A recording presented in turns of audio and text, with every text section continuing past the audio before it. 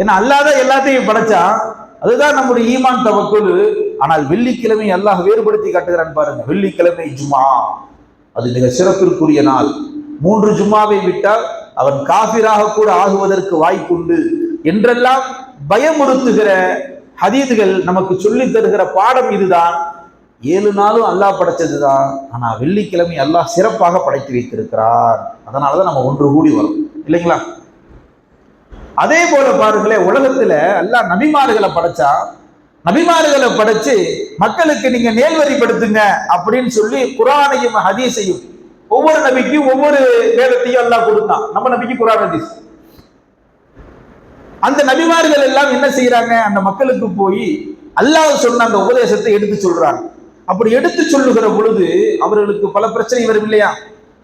அந்த பல பிரச்சனையை போக்கக்கூடிய ஒரு நாளாக அல்லாஹ் முஹர்ரம் பிறை 10 ஆஷுரா தினத்தை அல்லாஹ் தேர்ந்தெடுக்கிறான். அப்படின்னா அந்த நாள் முக்கியமான நாள் தான். எப்படிங்க? 7 நாள் அல்லாஹ் தான் படைச்சான். அதுல வெள்ளிக்கிழமை அல்லாஹ் சிறப்பாக படைச்சான். எல்லா நாளும் நல்ல நாள் தான், வெள்ளிக்கிழமை மற்ற நாளை விட சிறந்தது. புரிகிறமா இல்லையா?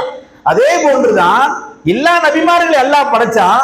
எல்லா நபிமார்களுக்கும் அல்லாஹ் சோதனையை கொடுத்தான். அந்த சோதனையை நீக்கி சாதனையாக மாற்றிய நாள் முஹர்ரம் பிறை 10. அது எப்படிங்க தெரியுது? வரலாறுகளில் நாம் பார்க்கிறோம், எல்லா நபிமார்களும் நல்லா சோதிக்கிறான். இப்ப நமக்கெல்லாம் சோதனை வருதா இல்லையா? ஒவ்வொரு ஆளுக்கும் ஒவ்வொரு டிசைனா சோதனை இருக்கும். அப்போ அல்லாஹ் ரசூல்மார்களுக்கும் நபிமார்களுக்கும் சோதனையை கொடுத்து அதை ரிலீவ் பண்ற இடம், அவன் தேர்ந்தெடுத்த அந்த நாள் எதுன்னா முஹர்ரம் பிறை 10 ஆஷுராவுடைய தினம். அப்போ இந்த சமூகத்திற்கு அல்லாஹ் ஒரு செய்தியை சொல்லுகிறான். மனிதா, உலக நபிமார்கள் உலகத்திற்கு வந்து பல துன்பங்களையும் இன்பங்களையும் அவர்கள் சுமித்துக் கொண்டு இந்த உலகத்திலே வாழ்ந்தாலும் ஒரு கட்டத்திலே அவருடைய வாழ்க்கையின் திருப்பு முறையாக ஆக்கியது ஒரு நாளை நான் தேர்ந்தெடுத்திருக்கிறேன், நீயும் அந்த நாளை பயன்படுத்திக் கொள். குர்ஆன்ல எல்லாமே தெளிவா இருக்காது இல்லையா? ஹதீஸ்ல எல்லாமே தெளிவா இருக்காது. சில விஷயங்களை பெருமானார் ரசூல் ஸல்லல்லாஹு அலைஹி வஸல்லம் தெளிவுபடுத்துவார்கள். ஏன்? பெருமானார் அரபி, சஹாபாக்களும் அரபி. சில வார்த்தைகளை சொல்லும்போது சஹாபாக்கள் கேட்பாங்களாம், யார் ரசூலுல்லாஹ் இந்த வார்த்தையை சொல்றதுக்கு விளக்கம் தெரியல அப்படி. எல்லாமே அரபி மொழி தான். சில வார்த்தைக்கு, பெருமானார் சொல்லுகிற வார்த்தைக்கு அந்த அரேபிய மொழியை கற்றவர்கள், தாய்மொழியாக கொண்டவர்கள் கேட்பார்கள், யார் ரசூலுல்லாஹ் நீங்க இந்த விஷயம் சொன்னீங்க, இந்த ஹதீஸ் சொன்னீங்க, நமக்கு அர்த்தம் தெரியல, அது கொஞ்சம் விளக்குங்க அப்படிமா. அப்போ இந்த சமூகத்திற்கு அல்லாஹ் கியாமத் நாள் வரை வரக்கூடிய இந்த இஸ்லாமிய சமூகத்திற்கு அல்லாஹ் சொல்லுகிறான், மனிதா, நிறைய நபிமார்களை நான் சோதித்து இருக்கிறேன். சோதித்த அந்த நபிமார்களுடைய வாழ்க்கையின் திருப்பு முனையாக, வாழ்க்கையின் வெற்றியாக ஒரு நாளை நான் அடையாளப்படுத்தி இருக்கிறேன். அந்த நாளை விழிப்புணர்வோடு எடுத்துக்கொள், பிடித்துக்கொள் என்ற அற்புதமான சுட்டிக்காட்டுதல் தான் முஹர்ரம் பிறை 10 ஆஷுராவுடைய தினம். நமக்கெல்லாம் தெரியும், ஆதம் அலைஹிஸ்ஸலாத்து வஸ்ஸலாம், ஹவ்வா அலைஹிஸ்ஸலாத்து வஸ்ஸலாம், நம்முடைய தாய் தந்தை. அல்லாஹ் வந்து இந்த கனியை நெருங்க வேண்டாம் அப்படின்னு அல்லாஹ் சொன்னான். சைத்தானுடைய சூழ்ச்சியினால அந்த கனியை பக்கத்துல போய் பறிச்சுட்டாங்க. நமக்கு வரலாறு தெரியும். அல்லாஹ் என்ன செஞ்சுட்டான்? உலகத்துக்கு இறக்கிட்டான். உலகத்துக்கு இறக்கி கிட்டத்தட்ட 40 ஆண்டுகள் என்ன செய்யறாங்க? அவங்க அல்லாட்ட அழுது புலம்புறாங்க. அல்லாஹ் துவா ஏற்றுக்கவே இல்லை. கடைசியா அல்லாஹால ஏற்றுக்கொண்ட அந்த நாள் இருக்கிறது அல்லவா, வரலாற்றிலே பதிவு செய்யப்படுகிறது. ஆஷுரா தினத்தில் தான் ரப்புல் ஆலமீன் அவர்களுடைய துவாவை அங்கீகரித்தான். எத்தனையோ ஆஷுரா போச்சு, ஆனால் ஒரு நாள் அல்லாஹ் அந்த துவாவை அங்கீகரிக்கிறான், பாவ மன்னிப்பு வழங்குகிறான் என்றால் அது ஆஷுராவுடைய தினம். சரி, ஏதோ ஒரு நபிக்கு நடந்ததா என்றால் இல்லை. தொடர்ந்து ஹதீஸ் ஷரீஃபிலே பார்க்கிறோம், நூஹ் நபி அலைஹிஸ்ஸலாத்து வஸ்ஸலாம் திருக்குர்ஆனில் அல்லாஹ் சொல்லுவான், உலகத்தையே அல்லாஹ்தால ஒரு கட்டத்துல தண்ணியால நிரப்பிட்டான் மக்களை பூரா அழிக்கிறதுக்கு. அப்போ நூஹ் நபிக்கு அல்லாஹ் சொன்னது, கப்பலை மட்டும் நீங்க செய்யுங்க, கப்பல்ல நீங்க ஏறிக்கங்க, ஒரு சில ஜீவராசிகளை ஏத்திக்கங்க, உங்களை யார் ஈமான் கொண்டு இருக்கிறாங்களோ, நீங்க சொன்னதை சத்தியம் யார் ஏத்துக்கிட்டாங்களோ அவங்களையும் இந்த கப்பல்ல ஏத்திக்கங்கன்னு அல்லாஹ் சொன்னான். அதே மாதிரி அவங்க கப்பல்ல ஏத்தப்பட்டது. கடுமையான மழை வந்தது. ஹதீஸ் ஷரீஃபில் வருகிறது, கீழையும் ஊத்து மாதிரி மேல வருது, மேல இருந்தும் மழை கொட்டுன்னு கொட்டுது, எங்க பார்த்தாலும் தண்ணி காடு. அதுலயும் பாத்தீங்கன்னா ஒரு முக்கியமான விஷயத்தை திருக்குர்ஆன்ல அல்லாஹ் சொல்லுவான், நூஹ் நபி அவங்களுடைய பையன் காஃபிர். அல்லாஹ் அக்பர். அப்ப அல்லாஹ் யாருக்கு ஹிதாயத்தையும் ஈமானையும் கொடுக்க நாடுகிறானோ அவங்களுக்கு தான் கிடைக்கும். நூஹ் நபி என்ன இருந்தாலும் மகன் இல்லையா, மகன் மேல ஒரு பிரியம் இருக்கும் இல்லையா. அப்ப என்ன செய்யறாங்க, மகனே அல்லாஹ்வுடைய அதாப் வரப்போகுது, உலகம் முழுக்க தண்ணீரால் நிரம்ப போகுது, அல்லாஹ் கப்பல் தயாரிக்க சொல்லியிருக்கிறான், வந்து கப்பல்ல ஏறிக்கோ அப்படின்னு சொல்லும் பொழுது அந்த காஃபிரான அந்த பையன் சொன்னான், இல்ல இல்ல, உங்க அல்லாஹ், தகப்பன் எப்படி பேசுறாருங்க, உங்க அல்லாஹ் மலையை கொடுத்து ஃபுல்லா தண்ணியா ஆகினாலும் தெரியுதா பெரியது ஒரு மலை, அந்த மலையில நான் போய் ஏறி நின்றுக்குருவேன், அவ்வளவு உயரமான மலை வரைக்குமா தண்ணி வரப்போகுது, அந்த மலையில் நின்று நான் என்ன செஞ்சுக்கிடுவேன், என்னை நான் காப்பாற்றிக் கொள்வேன் என்று அவர்கள் அத்தா மகன் பேசிய உரையாடலை திருக்குரானில் அல்லாஹ் பதிவு செய்திருக்கிறார். அதே போல தண்ணி வந்தது, இவன் சொன்ன மாதிரியே போய் அந்த மலை உச்சியில போய் நின்றான். மலை உச்சியில அல்லாஹ்வுக்கு ஒரு விஷயமா, தண்ணியோட தண்ணியை அடிச்சதுல மலை கீழே எல்லாம் பஞ்சா பறந்து போச்சு, அவனும் அழிக்கப்பட்டான். சரி, இந்த வரலாறை நாம் ஏன் பேசுகிறோம் என்றால், அந்த கப்பல் அல்லாஹ் பாதுகாத்தான் இல்லையா அந்த முஃமினான மக்களை, காப்பாற்றப்பட்ட நாள் யௌமுல் ஆஷூரா, முஹர்ரம் பிறை 10. இன்னைக்கு முஹர்ரம் பிறை 3, இன்னும் ஒரு 7 நாள், அன்றைக்கு தான் என்ன வருதுங்க, ஆஷூராவுடைய தினம் வருகிறது. அப்போ ஒரு நபி இரு நபிக்கு அல்ல, பல நபிகளுக்கு அல்லாஹ் சோதனைகளை கொடுத்து சாதனையாக வாழ்க்கையின் திருப்பு முனையாக மாற்றி அமைத்த அல்லாஹ் தேர்ந்தெடுத்து கொண்ட நாள் யௌமு ஆஷூரா. அதனால எல்லா நாளும் ஒண்ணுதான் தெரியுது அப்படின்னு நம்ம கடந்து போயிட முடியாது. எப்படி எல்லா நாளும் அல்லாஹ் படைச்சான், வெள்ளிக்கிழமை ஒண்ணுதாங்க அப்படி நம்ம போகல இல்லையா, வெள்ளிக்கிழமை மட்டும் எப்படியா ஜும்மா வந்துடும் இல்லையா, ஏன் முக்கியத்துவம் உயர்வானது சிறப்பிற்குரியது. அதே போன்றுதான் யௌமுல் ஆஷூராவும் ஒரு சிறப்பிற்குரிய நாளாக நாம் கருத வேண்டும், விழிப்புணர்வோடு அந்த நாளை நாம் அணுக வேண்டும். அதே போல இப்ராஹிம் அலைஹிஸ்ஸலாத்து வஸ்ஸலாம் அவங்களுடைய வரலாறு நமக்கெல்லாம் தெரியும். நெருப்பு குண்டத்துல தூக்கி போட்டானு, நெருப்பு குண்டத்துல தூக்கி போடும் பொழுது திருக்குறான்ல அல்லாஹ் சொல்றான், அந்த நெருப்பை நான் வந்து எப்படியா குளிர்ச்சி ஆக்கிட்டேன். ஓ, கத்தின்னு சொன்னா வெட்டணும், அதான் அதனுடைய இயற்கை. நெருப்புன்னு சொன்னா சுடணும். இது ரெண்டுமே இப்ராஹிம் அலைஹிஸ்ஸலாத்து வஸ்ஸலாம் இயற்கைக்கு மாற்றமாக அல்லாஹ்தாலா மாற்றி கொடுத்தான். மகனை அறுக்கும் போது கத்தியை வச்சு அறுக்க முடியல, பக்கத்துல இருக்கிற கல்லத்துக்கு போறாங்க, நல்லா உடைய நமக்கெல்லாம் வரலாறு தெரியும். கத்தினா அறுக்கணும் இல்லையா, அங்க அல்லாஹ் அறுக்க விடல, நெருப்புனா சுடணும். திருக்குறானில் அல்லாஹ் சொல்லுகிறான், அவர்களுக்கு பர்தம் வ சலாமா, அவ்வளவு பெரிய நெருப்பு குண்டத்துல, மிக சாதாரண நெருப்பு அல்ல. ஹதீஸ் ஷரீஃபில் வருகிறது, இப்ராஹிம் நபியை தீயிட்டு கொளுத்தணும்னு அந்த மன்னன் நம்ரூத் மன்னன் என்ன செய்யறான், அறிவிப்பு செய்யறான். ஒவ்வொரு ஆளும் அவங்க வீட்டுல இருந்து சுமக்க முடியாத அளவுக்கு கட்டையில கொண்டு வந்து போடுறான். பெரிய குழியை தூண்டி அவங்களால சுமக்க முடியாத அளவுக்கு கொண்டு வந்து அவங்கவுங்க பங்குக்கு, அவங்கவுங்க வீட்டுக்கு பங்கு, எப்படி ஒரு பள்ளியாசல கட்டி சந்தா கொடுங்க அவங்க பங்குக்கு சொல்லுவோம், அது மாதிரி அவர்களை எரிப்பதற்கு உன் பங்கு என்ன என்று அவர்களை உசுபேத்தி விட்டு அந்த வீட்டுக்காரன் பூரானும் பெரிய மலை மாதிரி ஆயிருக்கு. அவ்வளவு பெரிய நெருப்பு குண்டம், நெருப்புல போய் இப்ராஹிம் நபி விழுந்தாங்க, அல்லாஹ் காப்பாத்தினான்னா நம்ம சர்வசாதாரண நம்ம நெருப்பா நினைச்சிடக்கூடாது. அது மிக பிரம்மாண்டமான நெருப்பு குண்டம், அதிலே வீசப்படுகிறார்கள் இப்ராஹிம் அலைஹிஸ்ஸலாத்து வஸ்ஸலாம். காஃபிர்களால் வீசப்படுறாங்க. அல்லாஹ் தஆலா சொல்றான், பர்தும் வ சலாமா, அதை நாம் குளிர்ச்சியாக ஆக்கினோம். அவங்க உள்ள இருந்து எந்திரிச்சு வெளியே வர்றாங்க. எப்படி இருந்துச்சுன்னு கேட்கும்போது அவங்க சொன்னது ரொம்ப இன்பமாக இருந்தது, அல்லாஹ் பாதுகாத்தான். அப்போ இது நடைபெற்ற இந்த நிகழ்வு எப்போ நடந்தது என்று பார்க்கிற போது வரலாற்றிலே பதிவு செய்கிறார்கள், யௌமுல் ஆஷூரா, முஹர்ரம் பிறை 10. நம்ம யோசிச்சு பார்க்கிறோம், அல்லாஹ் தஆலா எல்லா நபிமார்களுக்கும் இது ஒரு சோதனை தானங்க. நெருப்புல தள்ளிடுவேன், ஈமான விட்டுரு அப்படின்னு சொன்னாலும், நீ நெருப்பிலேயே தள்ளினாலும் என் ஈமான நான் விடமாட்டேன் என்று ஈமானுக்கு வந்த சோதனையில் சாதனையாக ஜெயித்தவர்கள் இப்ராஹிம் அலைஹிஸ்ஸலாத்து வஸ்ஸலாம். அப்போ அல்லாஹ் அந்த ஒரு நிகழ்வை நிகழ்த்தியது யௌமுல் ஆஷூரா, முஹர்ரம் பிறை 10 அன்றைக்குத்தான். அதே போல யூனுஸ் நபி நமக்கெல்லாம் தெரியும், அதுக்கு பேரே மீன் செலவாத்து நம்ம வீட்டில் சொல்லிக் கொடுப்பாங்க. வயசுல மூத்தவங்க எல்லாம் இந்த நன்னிமாமாரெல்லாம் சொல்லிக் கொடுப்பாங்க, ஓதுப்பா மீன் செலவாத்து ஓதுப்பா அப்படிமா. மீன் செலவாத்துனா என்ன அப்படின்னா, லா இலாஹ இல்லா அன்த சுபஹானக இன்னி குன்து மினல் ஸாலிமீன் அப்படின்னு பச்சை குழந்தைய சின்ன சின்ன குழந்தைங்களுக்குலாம் சொல்லிக் கொடுப்பாங்க அந்த காலத்துல. முசீபத்து நீங்க வேண்டும் என்றால் இதை 40 முறை ஓதிவிட்டு நீங்கள் என்ன செய்யுங்கள், அல்லாஹ்விடத்தில் துஆ செய்யுங்கள், அந்த முசீபத்து நீங்கும் என்ற அந்த அடிப்படையில இந்த மீன் செலவாத்தை ஓதக்கூடிய ஒரு வழக்கத்திற்கு இந்த சமூகம் இருந்து கொண்டுதான் இருக்கிறது. இன்றைக்கும் அந்த திக்ரை ஓதக்கூடியவர்கள் இருக்கிறார்கள். இந்த திக்ரை யார் ஓதுனான்னா யூனுஸ் நபி. அவங்களை வந்து அல்லாஹ் தஆலா ஒரு கட்டத்துல சுருக்கமா சொல்றேன், அவங்களுக்கு அல்லாஹ் தஆலா ஒரு சோதனையை கொடுக்குறான். அவங்க அது என்ன செய்யறாங்கன்னா மீன் வயிற்றுக்குள்ள போயிடுறாங்க. கிட்டத்தட்ட 40 நாட்கள் அந்த மீன் வயிற்றுக்குள்ள இருக்கிறாங்க. பிறகு அவர்கள் வெளியே வருகிறார்கள். அந்த 40 நாள் அவங்க ஓதின துவா தான் லா இலாஹ இல்லா அன்த சுபஹானக இன்னி குன்து மினல் ஸாலிமீன். லா இலாஹ, வேற எந்த கடவுளும் கிடையாது, இல்லா அன்த, அல்லாஹ் உன்னை தவிர எந்த கடவுளும் கிடையாது. சுபஹானக, நீயே பரிசுத்தமானவன், இன்னி குன்து மினல் ஸாலிமீன், நான் அநியாயக்காரன், நான் பாவம் செய்யக்கூடியவன் அப்படின்ற அந்த வார்த்தையை திரும்ப திரும்ப சொன்னார்கள்.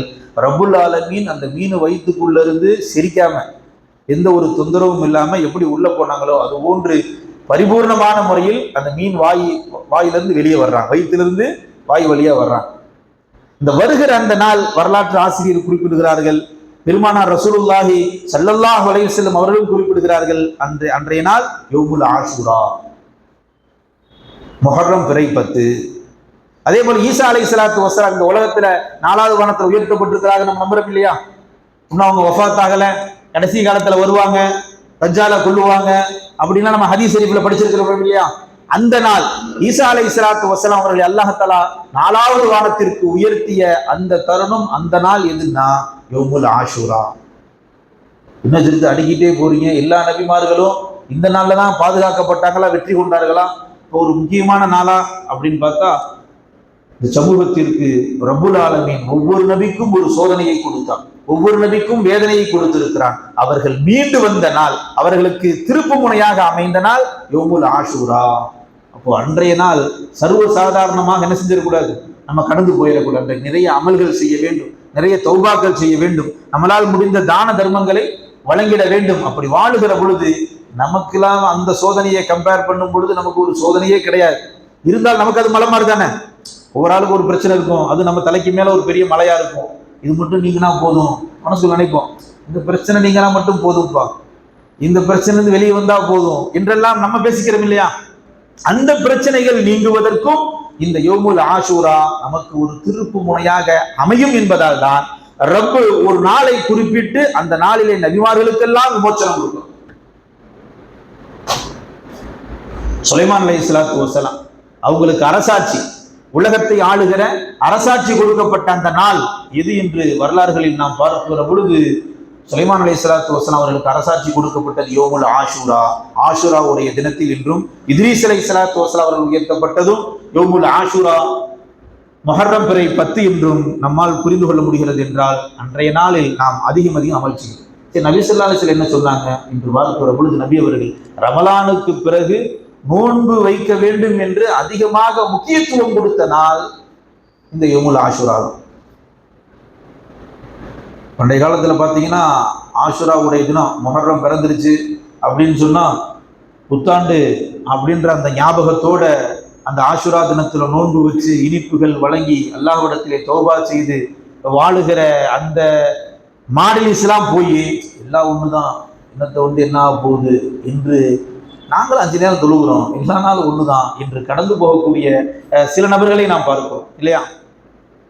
அப்போ அன்றைய நாள்ல அதிகம் அமல் செய்ய வேண்டும் என்பது பெருமானார் ரசூலுல்லாஹி ஸல்லல்லாஹு அலைஹி வஸல்லம் சுன்னத்தாக ஆக்கியிருக்கிறாங்க. சரி, எதுக்கு இந்த நாள்ல நோன்பு வைக்க சொல்லி நபி ஸல்லல்லாஹு அலைஹி வஸல்லம் ஏவினார்கள் என்றால், அன்றைய தினத்தில் தான் ஃபிரௌனிடமிருந்து மூசா அலைஹிஸ்ஸலாத்து வஸ்ஸலாம் அவர்களும் அவருடைய கூட்டத்தார்களும் பாதுகாக்கப்பட்டனர். நமக்கெல்லாம் வரலாறு தெரியும், நிறைய கேட்டிருப்போம். ஃபிரௌன் விரட்டி வருவான். நான் ஷார்ட்டா சுருக்கமா சொல்றேன். ஃபிரௌன் விரட்டி வருவான்.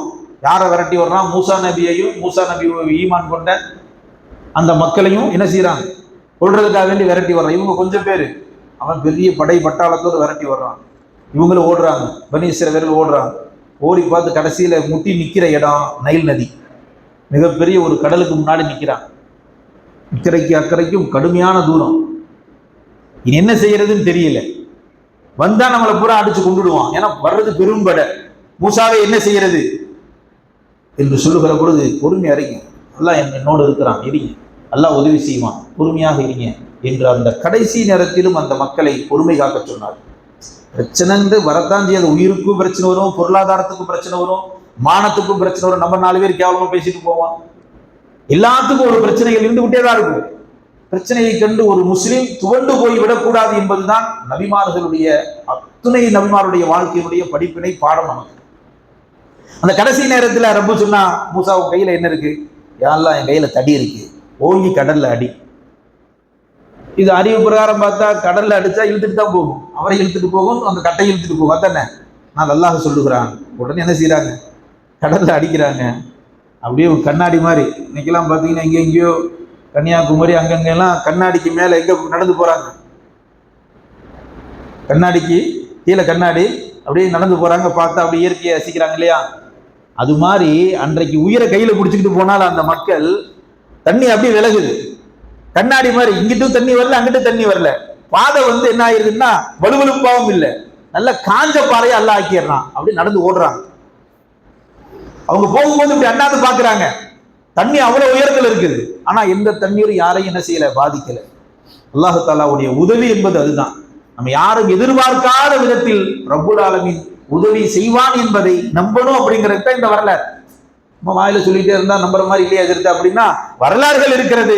கொஞ்சமாவது என்ன ஒரு என்னண்டு அல்லாஹ்வுடைய உதவி வரும் வரும் வரும் என்று மனிதன் தன் மனதை கட்டுப்படுத்தி பிரச்சனைகள் வருகிற பொழுது துவண்டு விடாமல் தன்னைத்தானே தற்காத்துக் கொள்ளுகிற அற்புதமான வாழ்வியல் நெறிமுறைகள் அத்துணையும் நபிமாருடைய செய்திகள். அப்புறம் அந்த மக்கள் அந்த வழியிலே போய் அக்கறைக்கு போயிடுறாங்க. ஃபிரௌன் பார்த்தான். ஃபிரௌனுடைய கண்ணில் என்ன நோக்கம்னா மூசாவை கொண்டு வரணும், மூசாவை பின்பற்ற ஆளுகளை கொண்டு வரணும் உள்ள புகுந்துட்டான். இதுல கடல்ல தண்ணி பூரா இப்படி நிக்குது, மேஜிக்கா நிக்குது, இது என்ன அதிசயம் அற்புதம், அதெல்லாம் அவன் பார்க்கல. அவங்க போறாங்க, அவங்களுக்கு மட்டும் தண்ணி ஒண்ணும் செய்யல, நம்மளும் உள்ள போவோம் என்று அந்த ஃபிரௌனும் ஃபிரௌனுடைய கூட்டத்தாரும் உள்ள புகுறாங்க. அந்த பக்கமா இக்கரையிலிருந்து அக்கறைக்கு மூசா நபியையும் மூசா நபியுடைய கூட்டத்தாரையும் அல்லாஹ் தஆலா பாதுகாத்து கடைசி நபர் முடிக்கிற அந்த தருணம் தண்ணியை பூரா எல்லாம் ஒண்ணு சேர்த்தியார். அடியில பாதை குடிச்சா இல்லையா, எல்லாம் தண்ணி ஒண்ணு சேர்ந்து அத்துணவும் அழிக்கப்பட்டார்கள். ஃபிரௌனும் ஃபிரௌனுடைய கொடுங்கோல் ஆட்சிக்கு உறுதுணையாக இருந்த அத்துணை குற்றவாளிகளும் என்ன செய்யப்பட்டார்கள், அந்த நீரிலே அழிக்கப்பட்டார்கள். இந்த ஒரு நன்றி கடனுக்காக வேண்டி மூசா நபியும் மூசா நபியை பின்பற்றி அந்த மக்களும் அன்றைய தினம் நோன்பு வைப்பாங்க. இது என்னைக்கு நடந்துச்சுங்க? முஹர்ரம் பிறை 10. என்ன தெரியுது, எல்லா நபிமார்களுக்கும் பிரச்சனையை அல்லாஹ் கொடுத்துட்டு அந்த பிரச்சனையிலிருந்து பாதுகாத்தது பூரா முஹர்ரம் பிறை 10. முஹர்ரம் பிறை 10 ஆமா 10. அப்ப அன்றைய நாள் அது சாதாரண நாள் அல்ல. இப்ப நபிமார்களுக்கு ஒரு திருப்பு முறையாக அமைந்த அந்த நாள் நமக்காகதான். எல்லாட்ட கேட்போம், ரப்பே எல்லா நபிமார்களுக்கும் பாதுகாப்பையும் கொடுத்து நேரிய வழியில் அவர்களை புரட்டி விட்டு திருப்பி விட்ட நீ என் வாழ்வையும் திருப்பி விடு, இதுல நேரான பாதையில திருப்பி விடு என்று நாம் கேட்க வேண்டும் என்பதால் தான் அன்றைய நாளில் மூசா நபியும் மூசா நபியுடைய கூட்டத்தால் நோன்பு வச்சாங்க. இது நம்ம நபி இல்லைங்க, மூசா நபி கூட நோன்பு வச்சாங்க. நபி ஸல்லல்லாஹு அலைஹி வஸல்லம் மக்காவிலிருந்து மதீனாவுக்கு போயிட்டாங்க. மதீனாவுக்கு போகும்போது அந்த யூதர்கள், இந்த மூசா நபி பின்பற்றி வந்தாங்க இல்லையா, காலங்காலமா பரம்பரையா அந்த யூதர்கள் வாழ்கிறார்கள். அவங்க அன்னைக்கு மட்டும் நல்லவங்க நோன்பு வச்சுக்குவோம். இதை நபி ஸல்லல்லாஹு அலைஹி வஸல்லம் அவங்கள்ட்ட சில சஹாபாக்கள் போய் சொல்லுவாங்க, யார ரசூலல்லாஹ், யூத கோயில்களுக்கெல்லாம் நீங்க மாற்றம் செய்யணும்னு சொல்லுவீங்க, யூதம் என்ன செய்யறானோ அதுக்கு நேர் மாற்றமா தான் முஸ்லீம் செய்யணும் என்று நீங்கள் சொல்லுகிறீர்கள். ஆனால் இன்னைக்கு நீங்க நோன்பு வைக்க சொல்றீங்க, பார்த்தா அந்த யூதனும் நோன்பு வைக்கிறானே அப்படின்னு சொல்லி சஹாபாக்கள் கேட்கிற பொழுது பெருமானார் ரசூலுல்லாஹி ஸல்லல்லாஹு அலைஹி வஸல்லம் சொன்னார்கள், அப்படியானால் இன்ஷா அல்லாஹ் அடுத்த ஆண்டு இருந்தா பிறை 9, 10 2 நாள் நோன்பு வைங்க. இன்னொரு வார்த்தையை சொன்னாங்க, மூசா நபியோட கூட்டத்தாரும் பாதுகாக்கப்பட்டதற்கு நோன்பு வைக்கிறாங்க இல்லையா, அவங்க இவர்களை விட நாமே மிகச் சிறந்தவர்கள், நாமே தகுதியானவர்கள். ஏன்னா மூசா நபியா நம்ம ஏத்துக்கிட்டோம். அதனால அவர்களுக்கு ஒரு அன்பளிப்பு அல்லாஹ் கிஃப்ட பாதுகாப்பை கொடுத்தான்னா அதற்காக வேண்டி நாமும் நோன்பு வைக்கிறது தவறு இல்ல, நாமும் சிறந்தவர்கள், நாம் நோன்பு வைக்கிறதுல அவர்களை காண நாம் அகக்கானவர்கள் என்று பெருமானார் ரசூலுல்லாஹி ஸல்லல்லாஹு அலைஹி வஸல்லம் அவர்கள் கூறி அடுத்த ஆண்டு ஒரு நாள் பிறை 9 நான் சேர்த்து வைப்பேன்னு சொன்னான். அதனாலதான் மார்க்கத்துல பிறை 9, 10 நோன்பு வைங்க, இல்லையா 10, 11 அந்த யூதனுக்கு மாற்றம் செய்யணுன்றதுக்காக வேண்டிய. அப்போ இந்த நோன்பு குறித்து பெருமானார் ரசூல் ஸல்லல்லாஹு அலைஹி வஸல்லம் அவர்கள் சொல்லுகிற பொழுது யௌமுல் ஆஷூரா, ரமலானுக்கு பிறகு பெருமானார் அதிக முக்கியத்துவம் கொடுத்தது இந்த நாள் தான், யௌமுல் ஆஷூரா தான். அந்த நாள்ல பெருமானார் ரசூல் ஸல்லல்லாஹு அலைஹி வஸல்லம் அவர்கள் சொல்வார்கள், முஸ்லிம் ஷரீஃபிலே பதிவு செய்யப்பட்ட ஹதீஸ், யார் ஆஷூராவுடைய நாளில் நோன்பு நோக்கிறாரோ அவருக்கு அல்லாஹ் தஆலா ஒரு வருட பாவ மன்னிப்பை வழங்குகிறான் என்று பெருமானார் ரசூலுல்லாஹி ஸல்லல்லாஹு அலைஹி வஸல்லம் சொன்னார். அப்ப யூதனுக்கு மாற்றம் செய்ய வேண்டும் என்பதால் பிறை 9, 10 இல்ல 9ஆம் தேதி நமக்கு வேலை ஆகி போச்சு நோன்பு வைக்க முடியலன்னா பிறை 10 வச்சு அந்த ஒன்னொன்று நிப்பாட்டக்கூடாது. 10 + 1 11 ஆக மொத்தம் 2 நோன்பு வைக்கணும். 2 நோன்பு ஏன் வைக்கணும்னு சொன்னா பெருமானார் சொன்னார்கள், 2 நோன்பு வையுங்கள், யூதனுக்கு மாற்றம் செய்யுங்கள். அப்போ இந்த நாள்ல பெருமானார் ரசூல் ஸல்லல்லாஹு அலைஹி வஸல்லம் அவர்களும் நோன்பு வைக்க சொல்கிறார்கள் என்றால் இந்த நாள் மிக முக்கியமான நாள், எல்லா நபிமார்களுக்கும் அல்லாஹ்வால் அருளை பெற்ற ஒரு அற்புதமான நாள். ஆனால் அதே சமயத்துல முஹர்ரம் பிறை 10ன்னா ஒவ்வொரு விதத்தா உள்ள வரும் இல்லையா, அது மாதிரி இந்த பஞ்சா எடுக்கிறது, தீ மிதிக்கிறது, பாய் மாதிரி தொப்பியெல்லாம் போட்டிருப்பான், பார்த்தா தீயெல்லாம் மிதிப்பான். இந்த மாதிரியான சடங்கு சம்பிரதாயங்கள் இஸ்லாமியர்கள் செய்வார்கள். அது இஸ்லாத்துல கிடையாது. அது அஹ்லு சுன்னத் வல் ஜமாத் செய்யறது இல்லை. தொப்பி போட்டு ஒரு தீ குளிச்ச உடனே கமெண்ட் போடுறான், பாருங்க சுன்னத் ஜமாத்காரன் தீ மிதிக்கிறான் அப்படின்னு. ஏன்னா இவனுக்கு தொப்பி போட்டாவே எப்படி சுன்னத் ஜமாத்காரன் விளங்கிடுறான். அப்படி அல்ல. தொப்பி போட்டு அஹ்லு சுன்னாவுடைய கொள்கையை பின்பற்றக்கூடியவர்கள் இருக்கிறார்கள், தொப்பி போடாமல் பின்பற்றக்கூடியவர்கள் இருக்கிறார்கள். அப்போ நம்ம அஹ்லு சுன்னத் வல் ஜமாத்துடைய அடிப்படையில அந்த தீ மிதிக்கிறது சில சம்பிரதாயங்கள்லாம் பண்றான். அதே மாதிரி உடல்ல வந்து சங்கிலியால் அடிச்சுக்குவோம், யா ஹுசைன் யா ஹுசைன் யா ஹுசைன் சொல்லி உடல்ல வந்து சங்கிலியால அடிக்கிறது, கத்தியால கீறிக்கிறது. நம்ம நபி ஸல்லல்லாஹு அலைஹி வஸல்லம் மதீனாவுல நின்று பயான் பேசிட்டு இருக்கிறாங்க, குதுபா ஓதிட்டு இருக்கிறாங்க. ஒருத்தர் நின்றுட்டே இருக்கிறாரு. ரொம்ப நேரம் நின்றதுக்கு அப்புறம் அவர்கிட்ட கேட்கப்படுது, ஏங்க நிக்கிறீங்க? இல்ல அவர் நின்றுட்டே இருக்கு நேர்ச்சி பண்ணியிருக்கிறாரு. அவர் தொழுகை உள்ள வந்துட்டாவே நின்றுகிட்டே இருக்கணும் நேர்ச்சி பண்ணியிருக்கிறாரு. முதல்ல அவரை கூப்பிட்டாங்க, நபி அவர்கள் இங்க வாங்க. அப்படிலாம் அல்லாஹ் உங்களை சிரமப்படுத்திலாம் நல்லா தொழுவ சொல்லுது. நின்றுகிட்டே தான் தொழுகணும், வெயில நின்று தான் தொழுகணும், கஷ்டப்பட்டு தான் தொழுகணும் அப்படின்னு சொல்லி அல்லாஹ் யாரையும் உடல் ரீதியாக துன்புறுத்தி கொண்டு நீங்கள் தொழுகுங்கள் என்று அல்லாஹ் சொல்லவில்லை என்று பெருமானார் ரசூலுல்லாஹி ஸல்லல்லாஹு அலைஹி அவர்கள் அவரை உட்கார சொன்னாங்க. முதல்ல உட்கார்ந்து ஓய்வெடுத்து பிறகு நீங்கள் தொழுகையை தொழுங்கள் என்று பெருமானார் ரசூல் ஸல்லல்லாஹு அலைஹி வஸல்லம் சொன்னாங்க. இன்னொரு சகாபி வருவாங்க, யார் ரசூலுல்லாஹ் நீங்க சொல்றதை பார்த்தா இரவு பகலா வணங்கிட்டே இருக்கணும் போல, இரவு பகலா வணங்கிட்டே இருக்கணும் போலன்னு சொல்லி இரவு முல்லா நான் என்ன செய்வேன், நீ தூங்கவே மாட்டேன், பகல் பூரா நோன்பு வைப்பேன் என்று ஒரு சகாபி முடிவெடுத்துறாங்க. அந்த சகாபியை கூப்பிட்டு ரசூலை கண்டிச்சாங்க. அப்படி அல்ல, தூங்குறப்ப தூங்கணும், தொழுகிறப்ப தொழுகணும், நோன்பு முடிஞ்சா வைங்க, உங்களுக்கு சக்தி இருந்தா நோன்பு வைங்க, தொடர் நோன்பு வைக்காதீங்க, என்னை போல் உங்களில் யாரும் கிடையாது என்றெல்லாம் கூறி நபி ஸல்லல்லாஹு அலைஹி வஸல்லம் அந்த சஹாபாக்களை பக்குவப்படுத்தினார்கள். அவர்களுக்கு மட்டுமல்ல, கியாமத் நாள் வரை வரக்கூடிய எல்லா முஸ்லிம்களுக்கும் பெருமானார் சொல்லுகிற செய்தி, உங்கள் உடலை வருத்தி கொண்டோ அடித்தி கொண்டோ காயப்படுத்தி கொண்டோ அல்லாஹ்வை நெருங்க முடியாது. ஒரு ஆள் நான் ஹஜ்ஜுக்கு நடந்தே போறேன் அப்படின்ட்டு உன்னை யார் அப்படி கஷ்டப்பட்டு நடந்து போச்சுன்னா யாரு கேட்டாங்களா? இஷ்குல போறது வேற, ஆனால் உன்னை பார்த்து ஒரு கூட்டம் அப்படியே புறப்பட்டு வர்றான், உன்னை பார்த்து வெயில தான் தொழுவேன், பில்டிங்ல தொழுக மாட்டேன், நான் அப்படித்தான் நேர்ந்திருக்கிறேன்னு சொல்லி மொட்டை வெயில்ல ஒருத்தன் தொழுகிறான் அப்படின்னா அது அல்லாஹ்வுக்கு தேவையா? அல்லாஹ்வுக்கு தேவையில்லை. உன்னை வருத்தி கொண்டு உன் உடலை வீணாக்கி கொண்டு என் அன்பை பெற வேண்டும் என்ற எந்த அவசியமும் அல்லாஹ்வுக்கு இல்லை என்று சொல்லுகிற இந்த மார்க்கத்தில் சில அனாச்சாரங்களும் என்ன செஞ்சிடறான், சில பேர் செஞ்சிடறான். அப்ப நம்ம அதை நம்ம ஏத்துக்க கூடாது. நீங்க பாத்தீங்கன்னா டிவியில இது இஸ்லாத்துல இருக்கக்கூடாது அதைத்தான் ஃபோக்கஸ் பண்ணி காட்டுவான். அன்னைக்கு பாருங்க முஹர்ரம் பிறை 10 கவர்மெண்ட் லீவுன்னு சொல்லி பாருங்கள், இஸ்லாமியர்கள் பஞ்சா எடுக்கிறார்கள், என்னென்னமோ செய்யறாங்கன்னு சொல்லி சங்கிலியை போட்டு படார்னு அடிச்சுக்கிடுவான். உடம்புலாம் என்ன செய்யும், காயமாகவும் ரத்தமாகவும் இருக்கும். நேர்த்திக்கடனை அவர்கள் என்ன செய்தார்கள், ரத்தத்தை கொடுத்து நேர்ந்தார்கள் அப்படின்னு. யாரு எந்த முஸ்லீம் எந்த ரத்தத்தை கொடுத்து எங்க நேர்ந்தான் அவங்க நல்லா தெரியும், பத்திரிகைக்காரனுக்கு நல்லா தெரியும். பாய் இதெல்லாம் செய்ய மாட்டாங்க. ஒரு குரூப் அப்படி இருக்கிறான் அப்படின்னு சொல்லி அதை போக்கஸ் பண்ணி ஒட்டுமொத்தமா அன்னைக்கு அரசு விடுமுறை முதல் கொண்டு அதை பெரிய அளவுல காட்டுவோம். ஆனால் உண்மையில் வரலாறு என்பது அது அல்ல. ஆக அன்றைய முஹர்ரம் மாதத்தில் எல்லா நபிமார்களுக்கும் ரப்பு சோதனையை கொடுத்து திருப்பு முனையாக ஆக்கி அவர்களுக்கு வெற்றியை கொடுத்ததை போல் நம்ம அப்படித்தான் அல்லாஹ்ட்ட துஆ செய்றோம். ரப்பே, எங்களுக்கும் இந்த ஆஷுராவுடைய நாளில் நாங்கள் நோன்பு நோற்போம், எங்களுக்கும் ரப்பே வாழ்க்கையிலே ஒரு மாற்றத்தை கொடு, நேரான சீரான பாதையை கொடு, தெளிவான ஈமானை கொடு என்று அல்லாஹ்விடத்திலே துஆ செய்து அந்த நாளில் நிறைய அமல் செய்து வாழக்கூடிய நல் முஸ்லிம்களின் பட்டியலில் எல்லாம் வல்ல அல்லாஹ் நம் அத்தனை நபர்களையும் ஆக்கி அருள் புரிவானாக.